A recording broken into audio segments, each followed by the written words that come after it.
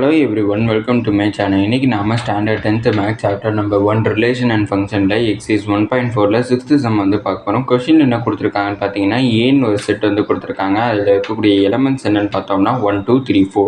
அடுத்து bங்கிற செட்டோட எலிமெண்ட்ஸ் என்னன்னு பார்த்தோம்னா நேச்சுரல் நம்பர்ஸ் என்னன்னு கொடுத்திருக்காங்க. என்னங்கறப்ப அது நேச்சுரல் நம்பர்ஸ்.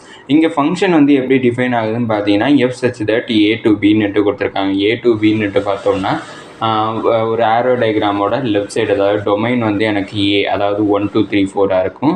பி வந்து அதாவது ஒரு ஆரோ டயக்ராமோட ரைட் சைடுங்கிறப்ப கோடொமைனில் நேச்சுரல் நம்பர்ஸ் வந்து இருக்கும். அதுக்குரிய ஃபங்க்ஷன் தான் கொடுத்துருக்காங்க.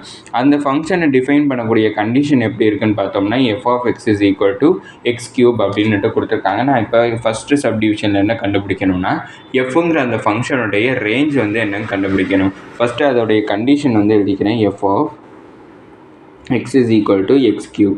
அப்படின்னா f of இப்போ ஏவோட எலமெண்ட்ஸ் தான் வந்து எனக்கு எக்ஸை வந்து டினோட் பண்ணோம். அப்படின்னா ஏவோட எலமெண்ட்ஸ் எல்லாத்தையுமே எக்ஸுக்கு பதிலாக நான் சப்ஸ்டியூட் பண்ணிட்டு வரேன். அப்படின்னா f of 1 is equal to 1 cube. 1 cube value 1. அடுத்தது f of 2. f of 2ங்கிறப்ப எனக்கு 2 cube. 2 cube value 8. அடுத்தது f of 3ங்கிறப்ப 3 cube. 3 cube value 27. அடுத்தது f of 4ங்கிறப்ப 4 cube. 4 cube value 64 வந்து கிடச்சிருக்கு. இங்கே கிடச்சிருக்கக்கூடிய ஃபைனல் ஆன்சர் 1827 அதுக்கப்புறம் 64. இதான் வந்து எனக்கு கொடுத்துருக்க ஃபங்க்ஷனுடைய ரேஞ்சாக வந்து இருந்திருக்கும். அப்படின்னா ரேஞ்ச் இஸ் ஈக்குவல் டு 1, 8, 27, 64 வந்து கிடச்சிருக்கு. அடுத்தது செகண்ட் சப்டிவிஷன் பார்த்தீங்கன்னா என்ன டைப் ஆஃப் ஃபங்க்ஷனுங்கிறது அதை கண்டுபிடிக்க சொல்லியிருக்காங்க. இப்போ வந்து பார்த்தோம்னா ஏவோடைய எலமெண்ட்ஸ் வந்து பார்த்தோம்னா 1 2 3 4. அடுத்து பியோட எலமெண்ட்ஸ் எல்லாமே பார்த்தோம்னா நேச்சுரல் நம்பர்ஸாக இருக்க போது. அப்படின்னா அது 1லேருந்து இன்ஃபைனட்டாக போயிட்டே இருக்க போதுன்னு அர்த்தம். இப்போ பார்த்தீங்கன்னா 1 தான் வந்து மேப் ஆகிருக்கு. ஆனால் 1 வந்து இந்த டயக்ராம் வந்து வரையணும்னு அவசியம் இல்லை, நான் உங்களுக்கு புரியணுங்கிறக்காண்டி வரைஞ்சி காமிச்சிருக்கேன். அடுத்தது 2 எது மேப் ஆகிருக்கும்னா 8 வந்து எனக்கு மேப் ஆகிருக்கும். அடுத்து 3 27 வந்து மேப் ஆகிருக்கும். 4 64 வந்து எனக்கு மேப் ஆகிருக்கும். இப்போ வந்து இது என்ன டைப் ஆஃப் ஃபங்க்ஷனுங்கிறப்ப நம்மளுக்கு 4 டைப்ஸ் ஆஃப் ஃபங்க்ஷன் இருக்குது. அதில் ஃபஸ்ட்டு டைப் வந்து பார்த்தோம்னா 1 to 1 ஃபங்க்ஷன். இப்போ வந்து 1 to 1 ஃபங்க்ஷனுங்கிறப்ப ஒரு இன்புட்டுக்கு ஒரு அவுட்புட் இருக்குணும். அப்படி பார்த்தோம்னா 1ங்கிற ஒரு இன்புட்டுக்கு 1ங்கிற ஒரு அவுட்புட் இருக்குது. 2ங்கிற ஒரு இன்புட்டுக்கு 8ங்கிற ஒரு அவுட்புட் இருக்குது. 3ங்கிற ஒரு இன்புட்டுக்கு 27. அடுத்தது 4ங்கிற ஒரு இன்புட்டுக்கு 64ங்கிற அவுட்புட். வெவ்வேறு அவுட்புட் தான் வந்து கிடச்சிருக்கு. அப்படி பார்த்தா இது 1 to 1 ஃபங்க்ஷன்.